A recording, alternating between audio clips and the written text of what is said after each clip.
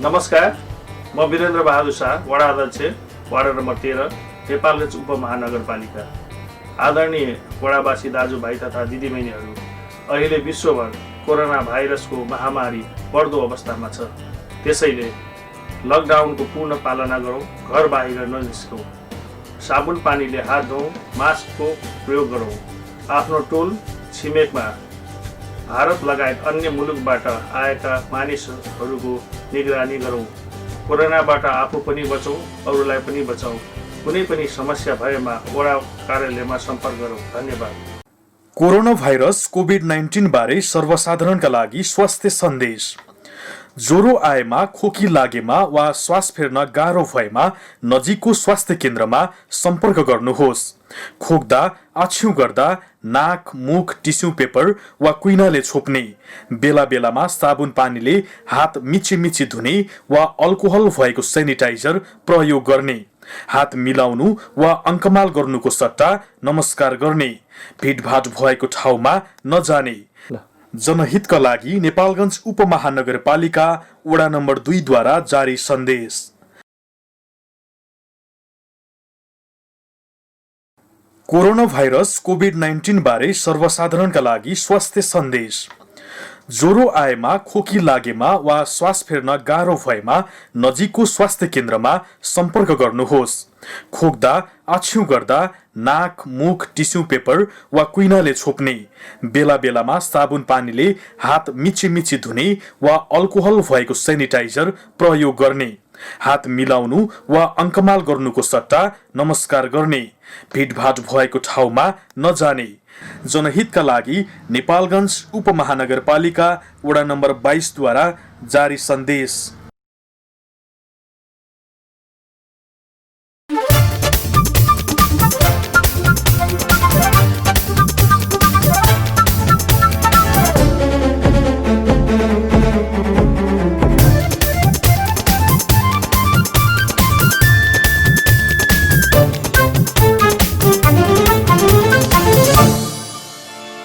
नमस्कार, भाग्यश्री समाचारमा तपाईलाई स्वागत छ। म नरेन्द्र थापा। सुरुमा समाचारका मुख्य शीर्षकहरू।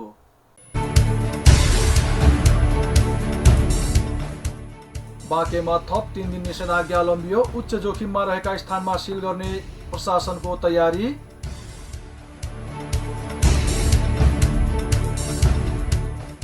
भेरी अस्पतालमा गरिएको पीसीआर परीक्षणमा बाँकेका 49 सहित 51 जनामा कोरोना संक्रमण पुष्टि। नेपालमा शुक्रबार थप 464 जनामा कोरोना संक्रमण पुष्टि। कुल संक्रमित संख्या 22,214।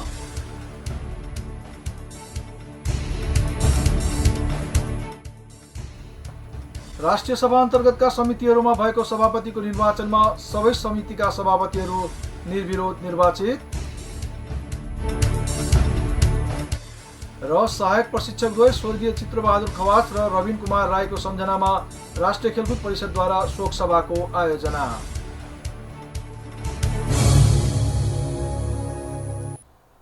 समाचारमा स्वागत छ। अब समाचार विस्तारमा। बाँकेमा कोरोना भाइरस समुदाय स्तरमै फैलिएको भन्दै गत शनिबारदेखि जारी निषेधाज्ञा लम्ब्याउने निर्णय स्थानीय प्रशासनले गरेको छ। प्रशासनले यसअघि पहिलो पटक 3 दिन र दोस्रो पटक थप 4 दिन निषेधाज्ञा लम्ब्याउने निर्णय गरेको थियो। संक्रमण फैलिँदै गएपछि फेरि आगामी मंगलबारसम्म निषेधाज्ञा लम्ब्याउने निर्णय भएको प्रमुख जिल्ला अधिकारी कुरुम्बुवाङले जानकारी दिनुभयो। दोस्रो पटक थप गरिएको निषेधाज्ञा शनिबार रातिदेखि सकिँदै थियो। प्रमुख जिल्ला अधिकारी कुरुम्बुवाङले उच्च जोखिममा रहेका नेपालगञ्जका विभिन्न क्षेत्रमा शनिबार राति 12 बजेदेखि सिल गर्ने निर्णय समेत भएको जानकारी दिनुभयो। यद्यपि उच्च जोखिममा रहेका क्षेत्रहरू भने खुलाइएको छैन। निषेधाज्ञा भए पनि पछिल्लो केही दिन यता मानिसहरूको आवागमन बढ्नुका साथै केही स्थानमा पसल खुल्ने क्रम बढ्न थालेपछि सुरक्षा निकायले अवज्ञा गर्नेहरूलाई नियन्त्रणमा लिन थालेको छ। न्यू रोड बस पार्क क्षेत्र, पुष्पलाल चौक, धम्बोजी लगायतका स्थानबाट निषेधाज्ञाको अवज्ञा गर्नेहरूलाई प्रहरीले नियन्त्रणमा लिएको छ। उनीहरूलाई केही समय नियन्त्रणमा राखी जरिवानासहित चेतावनी दिएर छाडिएको छ। प्रशासनले निषेधाज्ञामा केही महत्त्वपूर्ण सेवाहरू भने नरोकिएको स्पष्ट पारेको छ। स्वास्थ्य, सुरक्षा, दूरसञ्चार, खानेपानी, दूध, फोहोर मैला व्यवस्थापन, ग्यास, पेट्रोलियम पदार्थ, औषधि पसल, खाद्यान्न, तरकारी आपूर्ति जस्ता सेवाहरू सञ्चालनमा रहने बताएको छ। त्यस्तै एम्बुलेन्स, सब वाहन, दमकल, झण्डावाला सवारी र कूटनीतिक नियोगका सवारी साधनलाई पनि सञ्चालन हुन दिइएको छ। कोरोना नियन्त्रण भइसकेको बाँकेमा लकडाउन खुलेपछि भने पुनः संक्रमण फैलिँदै गएको छ। भेरी अस्पताल नेपालगञ्जमा गरिएको पीसीआर परीक्षणमा बाँकेका 49 सहित 51 जनामा कोरोना संक्रमण पुष्टि भएको छ। पछिल्लो 24 घण्टामा 312 नमुना परीक्षण गर्दा बाँकेका 49, बर्दिया र रुकुममा 1-1 जना गरी 51 जनामा भाइरस संक्रमण पुष्टि भएको हो। बाँकेमा अब कुल संक्रमितको संख्या 500 नाघेको छ। त्यसमध्ये 398 जना उपचारपछि निको भएर घर फर्किएका छन्। भेरी अस्पतालले शुक्रबार कोरोना संक्रमितको संख्या सार्वजनिक गरे पनि अन्य विवरण भने खुलाएको छैन। यसअघि संक्रमितको ठेगाना, उमेर, कार्यरत संस्था र पद समेत खुलाउँदै आएको थियो। संक्रमितको विवरण नखुलाउने यसअघि बाँकेका प्रमुख जिल्लाधिकारी रामबहादुर कुरुमाङले जानकारी दिनुभएको छ। संक्रमितको विवरण खुलाउँदा त्यसले संक्रमितसँगै उसको परिवारलाई हेर्ने दृष्टिकोण नकारात्मक हुँदै गएको भन्दै प्रमुख जिल्लाधिकारी कुरुमाङले विवरण नखुलाएको बताउनुभयो। नेपालगञ्ज स्थित भेरी अस्पताल प्रयोगशालामा कोरोना परीक्षणका लागि अटोमेटिक आरएनए एक्सट्र्याक्सन मेसिन जडान हुने भएको छ। यो मेसिन जडानपछि प्रयोगशालामा थोरै समयमा धेरै स्वाब नमुना परीक्षण गर्न सकिने भेरी अस्पतालका निमित्त मेसु डाक्टर खगेन्द्रजङ शाहले बताउनुभयो। मेसिन सञ्चालनपछि छिटो रिपोर्ट दिन सकिने डाक्टर शाहको भनाइ छ। सेती अस्पतालमा मेसिन जडान गरेपछि इन्जिनियरको टोली भेरीमा आउनेछ। उक्त मेसिन जडानले घण्टौँसम्म खट्ने ल्याबका जनशक्तिलाई अब केही सहज पनि हुनेछ। यो मेसिन जडान भएपछि दैनिक 800 देखि 1000 सम्मको नमुना परीक्षण गर्न सकिने प्रयोगशाला प्रमुख डाक्टर प्रसन्न मिश्रले बताउनुभयो। अटोमेटिक एक्सट्र्याक्सन मेसिनले 1 घण्टामा 96 वटा स्वाब नमुनाको आरएनए एक्सट्र्याक्सन गर्न सक्छ। प्रयोगशाला प्रमुख डाक्टर मिश्रका अनुसार सङ्कलित स्वाब नमुनालाई परीक्षणका लागि 4 वटा प्रक्रिया पूरा गर्नुपर्ने हुन्छ। भाइरसको सबैभन्दा सूक्ष्म भनेको आरएनए हुन्छ। सबैभन्दा पहिले र्यालबाट भाइरसको आरएनएलाई छुट्याउनुपर्छ। अटोमेटिक आरएनए एक्सट्र्याक्सन मेसिनले अब त्यो काम गर्छ। पहिले आरएनए एक्सट्र्याक्सन गर्न 4-5 घण्टा लाग्थ्यो भने अटोमेटिक मेसिन जडान भएपछि 1 घण्टामा 96 वटा आरएनए एक्सट्र्याक्सन हुने उहाँको भनाइ छ। पीसीआर गर्न 2 घण्टा बढी समय लाग्ने उहाँले जानकारी दिनुभयो। भेरी अस्पतालमा एउटा मात्र पीसीआर मेसिन छ। उक्त मेसिनमा एक पटकमा 72 जनाको स्वाब परीक्षण हुने गरेको छ। प्रयोगशालामा अटोमेटिक आरएनए एक्सट्र्याक्सन मेसिन जडान गरेसँगै अर्को पीसीआर मेसिनको समेत आवश्यकता पर्ने निमित्त मेसु शाहले बताउनुभयो। नेपालगञ्जमा कोरोना संक्रमितलाई आफै पैसा तिरेर होटलमा बस्ने व्यवस्था मिलाइएको छ। नेपालगञ्जको सिटी प्यालेसमा त्यस्तो व्यवस्था मिलाइएको हो। पैसा हुने अर्थात् हाई प्रोफाइल संक्रमितहरू एसी सहितको होटलमा बस्ने भएका हुन्। बाँकेका प्रमुख जिल्लाधिकारी रामबहादुर कुरुवाङले आफै पैसा तिरेर बस्न चाहनेहरू होटलमा बस्न सक्ने जानकारी दिनुभयो। खाने बस्ने पैसा आफै तिर्छौ भन्ने संक्रमितहरू होटलमा बस्न सक्ने प्रमुख जिल्लाधिकारी कुरुवाङको भनाइ थियो। होटल सम्बद्ध नै संक्रमित देखिएपछि यो व्यवस्था मिलाउन अझ सहज भएको छ। दिनको 1000 रुपैयाँमा होटलमा बस्ने व्यवस्था मिलाउने तयारी भएको छ। हाई प्रोफाइल व्यक्तिहरूमा कोरोना देखिन थालेपछि अन्तर्राष्ट्रिय अभ्यासमा रहेको होटलमा बस्ने व्यवस्था मिलाइएको छ। पैसा तिर्न नसक्नेहरू चाहिँ यो प्रचण्ड गर्मीमा पंखा पनि राम्ररी नघुम्ने आइसोलेसन सेन्टरमा बस्न बाध्य भएका छन्। कोरोना संक्रमण समुदाय स्तरमा केही व्यक्तिमा देखिएपछि बर्दियामा आउँदो आइतबार साउन 25 गतेदेखि निषेधाज्ञा गरिने भएको छ। थप संक्रमण फैलिँदै जान सक्ने खतरा बढ्ने भन्दै सतर्कता अपनाउँदै नियन्त्रण गर्न आइतबारदेखि 5 दिन निषेधाज्ञा गर्ने निर्णय गरेको हो। साउन 25 गते बिहान 6 बजेदेखि साउन 29 गते बिहिबारसम्म 5 दिन निषेधाज्ञा गर्ने निर्णय गरिएको प्रमुख जिल्ला अधिकारी लीलाधर अधिकारीले बताउनुभयो। सबैभन्दा बढी आउजाउ गरिने छिमेकी जिल्ला बाँकेमा कोरोना संक्रमित समुदाय स्तरमा बढ्न थालेपछि नियन्त्रणका लागि बर्दियामा पनि निषेधाज्ञा गरिएको उहाँले बताउनुभयो।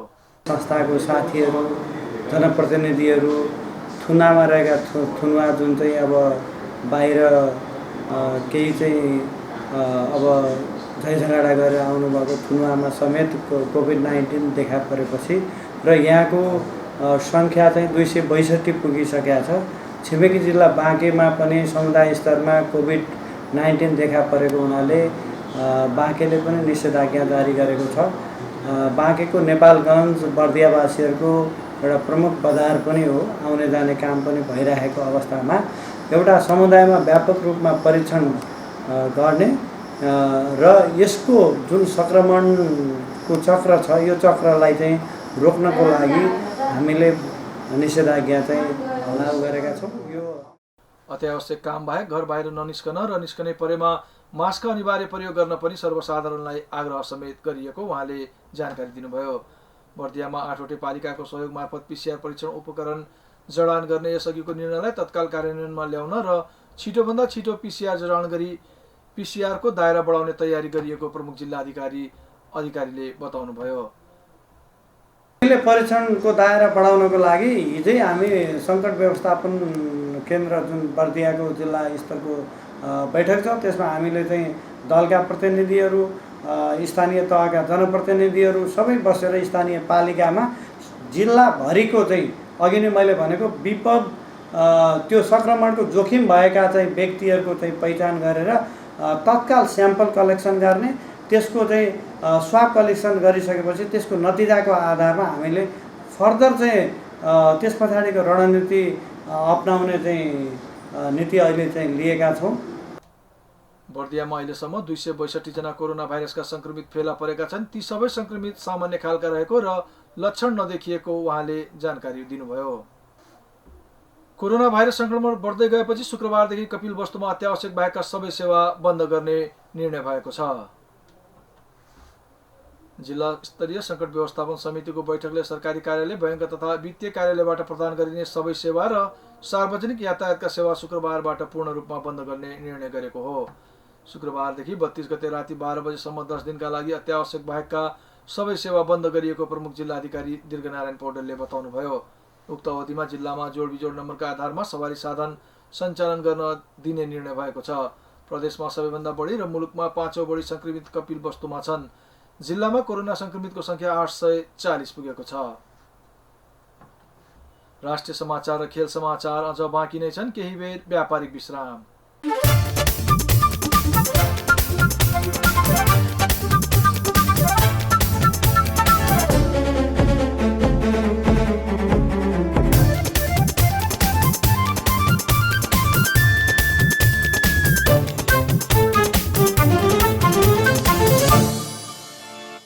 नमस्कार, म वीरेन्द्र बहादुर शाह, वडा अध्यक्ष, वार्ड नम्बर 13, नेपालगञ्ज उपमहानगरपालिका। आदरणीय वडावासी दाजुभाइ तथा दिदीबहिनीहरू, अहिले विश्वभर कोरोना भाइरसको महामारी बढ्दो अवस्थामा छ। त्यसैले लकडाउनको पूर्ण पालना गरौँ, घर बाहिर ननिस्कौँ, साबुन पानीले हात धौँ, मास्कको प्रयोग गरौँ, आफ्नो टोल छिमेकमा भारत लगायत अन्य मुलुकबाट आएका मानिसहरूको निगरानी गरौँ। कोरोनाबाट आफू पनि बचौँ, अरूलाई पनि बचाउँ।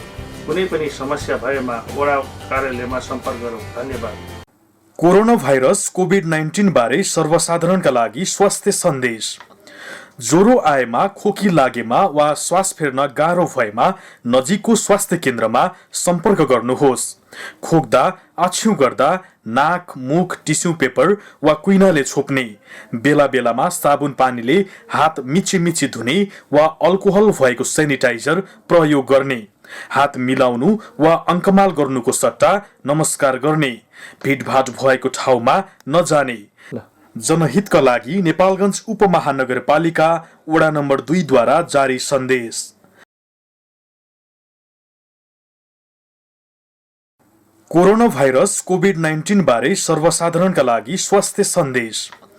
ज्वरो आएमा, खोकी लागेमा वा श्वास फेर्न गाह्रो भएमा नजिकको स्वास्थ्य केन्द्रमा सम्पर्क गर्नुहोस्।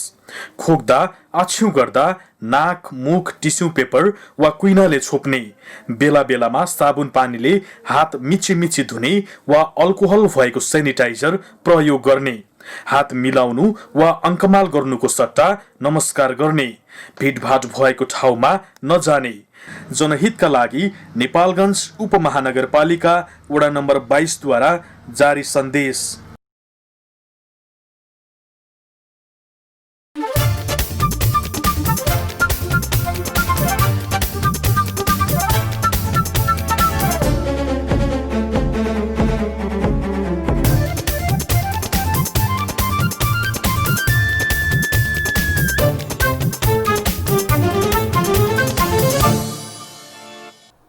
विश्रामपछि समाचारमा पुनः स्वागत छ। अब बाँकी समाचार।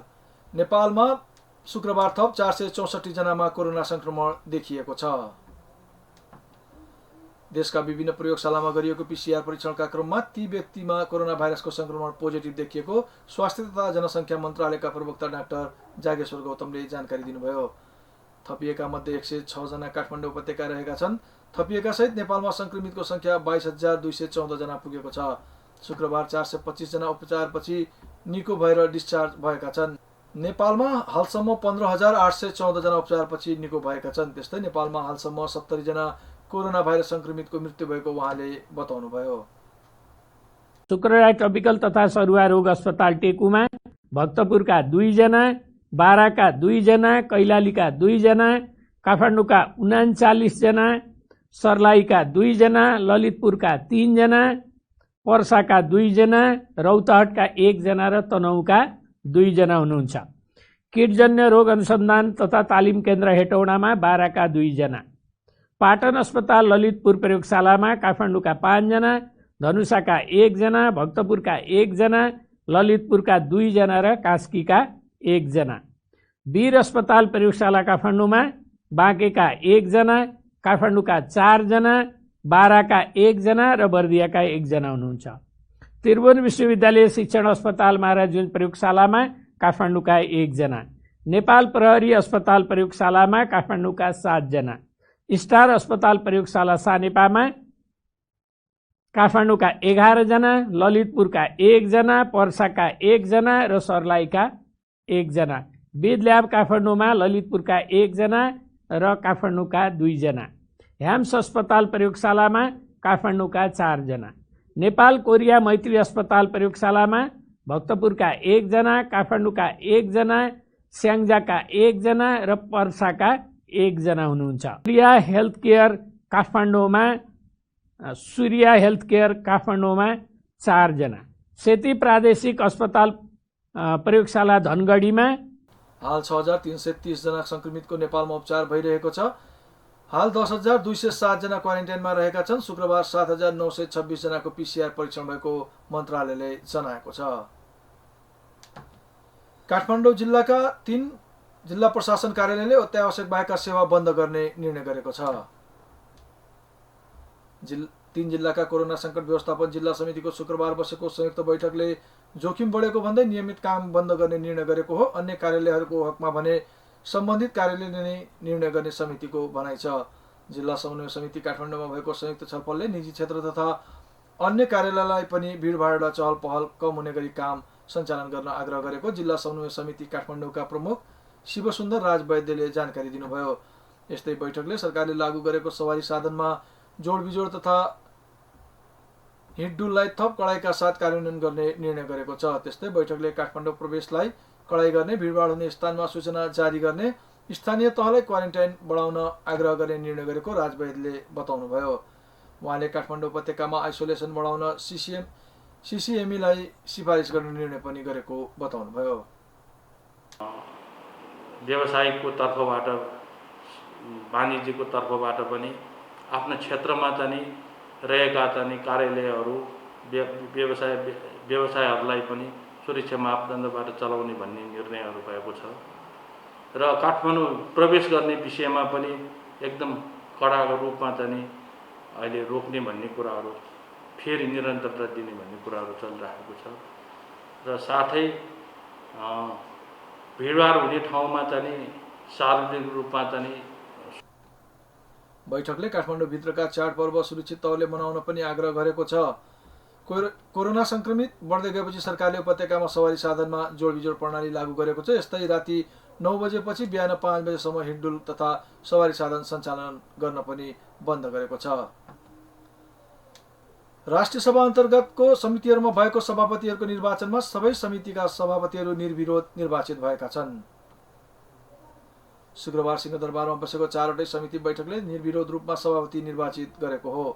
दिगो विकास तथा सुशासन समितिमा माननीय तारादेवी भट्ट, विधायन व्यवस्थापन समितिमा माननीय परशुराम मेगी गुरुङ, प्रत्यायोजित व्यवस्थापन तथा सरकारी आश्वासन समितिमा माननीय रामनारायण बिराडी र राष्ट्रिय सरकार तथा समन्वय समितिमा माननीय दिलकुमारी रावल थापा पार्वती सभापतिमा निर्वाचित हुनुभएको हो।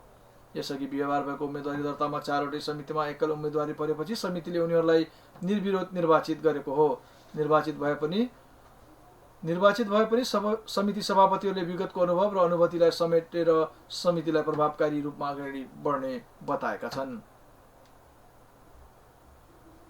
निर्वाचित हुने 4 जना सभापति मध्ये 2 जना नेकपाका, 1 जना सरकारबाट मनोनित र 1 जना नेपाली कांग्रेसका सांसद हुन्। राष्ट्रिय सभाका विषयगत समितिका सभापति र समिति सदस्यको कार्यकाल 2 वर्ष रहने व्यवस्था छ। हरेक 2 वर्षमा 1/3 राष्ट्रिय सभा सदस्यको कार्यकाल सकिने र ती ठाउँमा निर्वाचन हुने भएकाले नयाँ सांसद आएसँगै समिति पुनर्गठन हुने व्यवस्था छ। प्रमुख प्रतिपक्षी दल नेपाली कांग्रेसद्वारा गठित कोरोना अनुगमन समितिको महामारी नियन्त्रणमा काम गरिरहेका चिकित्सकहरूको अवस्थाबारे नेपाल चिकित्सक संघसँग छलफल गरेको छ। शुक्रबार पार्टीका सहमहामन्त्री प्रकाश शरण महतको संयोजकत्वमा गठित कोरोना अनुगमन समितिले शुक्रबार संघको कार्यालयमा पदाधिकारीहरूसँग छलफल गरेको हो। छलफल स्वास्थ्यकर्मीले भोगिरहेका समस्या र समाधानका विकल्पमा समेटिएको समितिले जनाएको छ। छलफलमा महतले महामारी नियन्त्रणमा पहिलो लाइनमा रही सेवा गरिरहेका चिकित्सकहरूको मनोबल उच्च राख्न सरकारले सेवा सुविधा उपलब्ध गराउनुपर्नेमा जोड दिनुभएको थियो। उहाँले कोरोना संक्रमित बढ्दै गएको अवस्थामा पूर्व तयारीलाई तीव्र बनाउनु पर्ने पनि बताउनुभयो। सरकार कोरोना रोकथामको पूर्व तयारीको सवालमा चुकेको भन्दै उहाँले अब बेलैमा सचेत नहुने हो भने भयावह स्थिति आउन सक्ने उहाँको भनाइ छ। छलफलमा संघका अध्यक्ष डाक्टर लोचन कार्की कोरोना संक्रमित बढ्दै जाँदा बिरामीले बेड नै नपाउने अवस्था आउन सक्ने बताउनुभयो। उहाँले स्थानीय तहमा कोरोना बिरामीका लागि गरिएको पूर्व तयारी पर्याप्त नभएको धारणा पनि राख्नुभयो। सीमा नाका भएर आउनेहरूको स्वास्थ्य व्यवस्थापनको उचित प्रबन्ध गर्ने र परीक्षणको दायरा बढाउनु पर्ने, आइसोलेसन बेड, भेन्टिलेटर सहित कोभिड अस्पतालको संख्या बढाउनु पर्ने र बिरामी उपचारको व्यवस्था यथाशीघ्र छिटो मिलाउनु पर्ने लगायतका सरकारले विशेष ध्यान दिनुपर्ने छलफलमा सहभागीहरूको भनाइ छ। शिक्षा विज्ञान तथा प्रविधि मन्त्री गिरिराज मणिपोखरेलले तत्काल विद्यालयमा विद्यार्थी बोलाएर तत्काल पठन पाठन गराउन सम्भव नभएको स्पष्ट पार्नु भएको छ। सिंहदरबारमा शुक्रबार बसेको प्रतिनिधि सभा अन्तर्गतको शिक्षा तथा स्वास्थ्य समिति बैठकमा मन्त्री पोखरेलले विद्यालयमा विद्यार्थी बोलाएर तत्काल पठन पाठन गराउनुको विकल्प खोज्न सरकार आन्तरिक अध्ययनमा लागेको बताउनुभयो। उहाँले यस वर्षको शैक्षिक सत्र खेर जान नदिने गरी सरकारले विभिन्न तहका परीक्षा लिने र पठन पाठन गराउने विषयमा विज्ञसँग सल्लाह लिएको पनि स्पष्ट पार्नुभयो। मन्त्री पोखरेलले सामुदायिक विद्यालयका शिक्षकलाई आफू कार्यरत विद्यालयमा पुगेर पठन पाठनको नयाँ विकल्प अनुसार काम गर्न पनि आग्रह गर्नुभयो। उहाँले सबै शिक्षकलाई साउन मसान्तभित्र विद्यालयमा पुग्न पनि आग्रह गर्दै त्यसका लागि सरकारले समन्वय गर्ने बताउनुभयो। वर्तमान अवस्था असामान्य रहेकाले असामान्य ढङ्गले नै सिकाइ र बुझाइका मान्यताहरूलाई विकास गर्नुपर्ने आवश्यकता रहेको उहाँको भनाइ छ। बैठकमा समिति सदस्यहरूले पठन पाठन बन्द हुँदा लाखौं विद्यार्थी प्रभावित भएको भन्दै यसको वैकल्पिक व्यवस्थाबारे प्रश्न गरेका थिए। बैठकमा सांसद खगराज अधिकारीले वैकल्पिक रूपमा शिक्षा प्रणालीलाई अघि बढाउन स्थानीय तहसँग केन्द्र सरकारले समन्वय गर्नुपर्ने धारणा राख्नुभयो। उहाँले विद्यार्थी कम भएका विद्यालयलाई मर्जरमा जानुपर्ने सुझाव दिनुभयो। त्यस्तै सांसद जीवनराम श्रेष्ठले नेपालको भौगोलिक अवस्थालाई हेरेर विभिन्न विकल्पमा शैक्षिक सत्र सुरु गर्ने विकल्पमा जान सरकारलाई सुझाव दिनुभयो। त्यस्तै अधिकांश सांसदहरूले कोरोनाकै कारण यस वर्षको शैक्षिक सत्र खेर जान नदिने गरी सरकारले विभिन्न विकल्पका साथ शैक्षिक सत्रलाई अघि बढाउन सुझाव दिएका थिए। हामी समाचारको अन्ततिर छौं। अब खेल समाचार। राष्ट्रिय खेलकुद परिषदले आफ्ना सहायक प्रशिक्षकद्वय स्वर्गीय चित्रबहादुर खवास र रविन कुमार राईको सम्झनामा शुक्रबार शोक सभाको आयोजना गरेको छ। त्रिपुरेश्वर स्थित राष्ट्रिय खेलकुद परिषद हातामा भएको शोक सभामा राखेपका उपाध्यक्ष शिव कोइराला, सदस्य सचिव रमेश कुमार सिलवाल, कर्मचारी लगायतले स्वर्गीय खवास र राईको तस्बिरमा पुष्पगुच्छा चढाई भावपूर्ण श्रद्धाञ्जली व्यक्त गरेका थिए। सदस्य सचिव सिलवालले दुवै प्रशिक्षकहरूले खेल क्षेत्रको विकासमा पुर्याउनु भएको योगदानको स्मरण गर्दै उनीहरूको निधनले खेलकुद क्षेत्रमा अपूरणीय क्षति पुगेको बताउनुभयो। टेकान्डोका खवास इलाम जिल्ला खेलकुद विकास समिति तथा एथलेटिक्सका राई सल्यान जिल्ला खेलकुद विकास समितिमा सहायक प्रशिक्षकका रूपमा कार्यरत हुनुभएको थियो। खवासको साउन 20 गते तथा राईको साउन 19 गते निधन भएको थियो। अहिलेलाई बागेश्वरी समाचार सकिएको छ। समाचार सक्नु अघि प्रमुख समाचारका शीर्षकहरू पुनः एकपटक।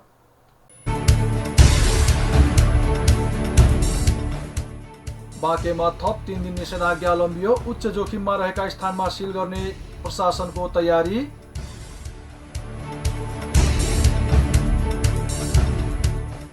भेरी अस्पतालमा गरिएको पीसीआर परीक्षणमा बाँकेका 49 सहित 51 जनामा कोरोना संक्रमण पुष्टि। नेपालमा शुक्रबार थप 464 जनामा कोरोना संक्रमण पुष्टि। कुल संक्रमित संख्या 22,214।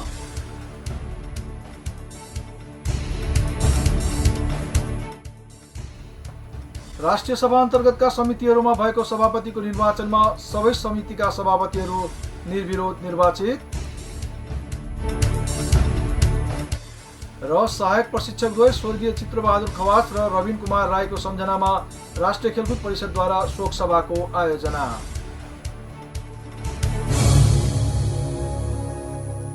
हवस् त बागेश्वरी समाचारबाट म नरेन्द्र थापा बिदा हुन्छु।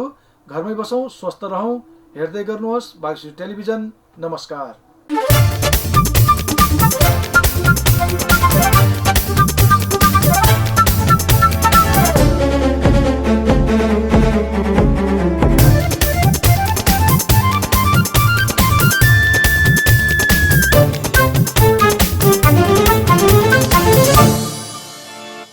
नमस्कार, म वीरेन्द्र बहादुर शाह, वडा अध्यक्ष, वार्ड नम्बर 13, नेपालगञ्ज उपमहानगरपालिका।